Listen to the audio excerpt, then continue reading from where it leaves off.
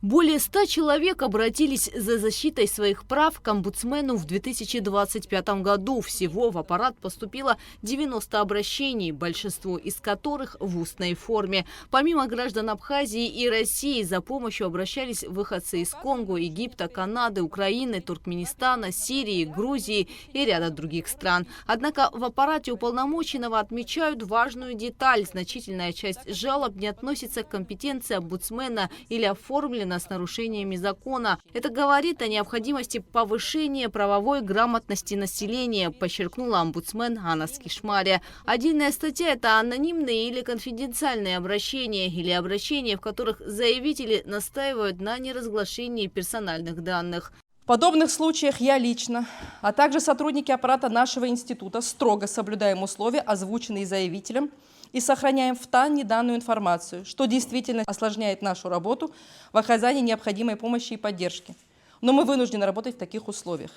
Это отдельная большая тема, почему многие люди опасаются за свою безопасность в, казалось бы, со стороны ясных обстоятельствах. Представляя отчет в парламенте, Анна Скишмария рассказала о пугающих цифрах. Официально зафиксировано 370 случаев домашнего насилия, но правозащитники сообщают о более чем 1000 жертв. Проблема скрыта, а защиты в законе нет. Чтобы исправить это, омбудсмен направила депутатам пакет поправок. Предлагается официально закрепить понятие семейно-бытовых отношений в уголовном и административном кодексах.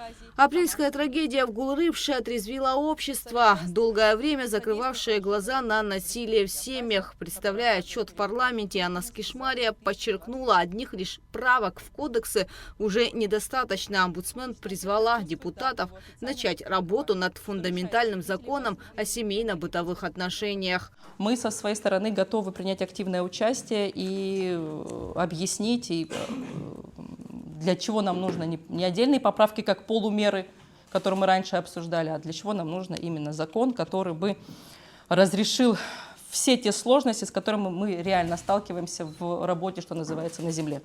По результатам проведения процессуальной проверки возбуждено уголовное дело. Тетя погибшей малолетней девочки находится под стражей. В ближайшее время будет решаться вопрос о привлечении ее в качестве обвиняемой. Об этом на заседании сессии парламента сообщил первый заместитель генпрокурора Дамир Квициня.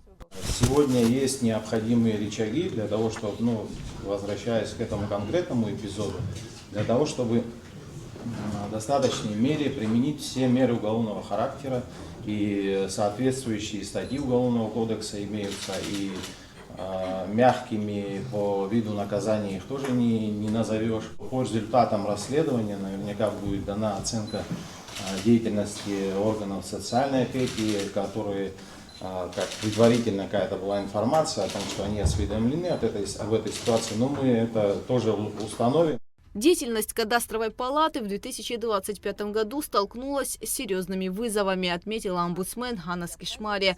Ведомство стало объектом многочисленных обращений граждан. Из-за затянутых сроков регистрации прав собственники испытывают трудности при оформлении сделок с недвижимостью. Ситуация осложняется недостаточной координацией с БТИ, что приводит к дублированию функций и техническим ошибкам в документах. По мнению Кишмария, ключевой проблемой стал кадровый вопрос. В октябре прошлого года Черноморэнерго опубликовала договор публичной оферты на поставку электричества для бытовых нужд. Положения данного документа, по словам омбудсмена, нарушают права потребителей. Данный договор нарушает принципы гражданского законодательства, противоречит и общим его предложениям о договоре, и специальным приложением об электроснабжении. Более того, положение договора оферты РУП Черноморэнерго, по нашему мнению, нарушает права потребителей, ограничивают их право на доступ к правосудию, навязывают им обременительные условия и ставят их в заведомо невыгодное положение, лишают абонентов права, обычно предоставляемых по договорам такого вида, исключает или ограничивает ответственность РУП за перебои в поставке электроэнергии, за несоответствующие стандартам качества поставляемой электроэнергии, а также за причиняемый в связи с этим вред имуществу потребителей. Не являясь достаточным для защиты прав потребителей и факт того, что данный договор предусматривает возможность направить в адрес РУП Черноморэнерго предложение об изменении тех положений договора, с которыми абоненты не согласны. Так как в случае, если в ходе переговоров между РУП Черноморэнерго не будет достигнуто согласия о новых положениях договора, абонент будет вынужден либо согласиться на изначальные условия договора, либо отключиться от электросетей. По сути, данный договор ставит абонента перед выбором: согласиться на предложенные невыгодные и обременительные условия или отказаться от электричества. В рамках доклада Анна Скишмария рассказала об участии в различных международных конференциях и форумах за пределами республики, посвященных защите прав человека, и заседании Евразийского альянса омбудсменов. Кроме того, уполномоченный по правам человека поделилась планом работы аппарата на 2026 год. В планах омбудсмена масштабные проверки от психиатрических больниц до домов престарелых. Анна Скишмария отметила критический дефицит мест для одиноких пожилых людей.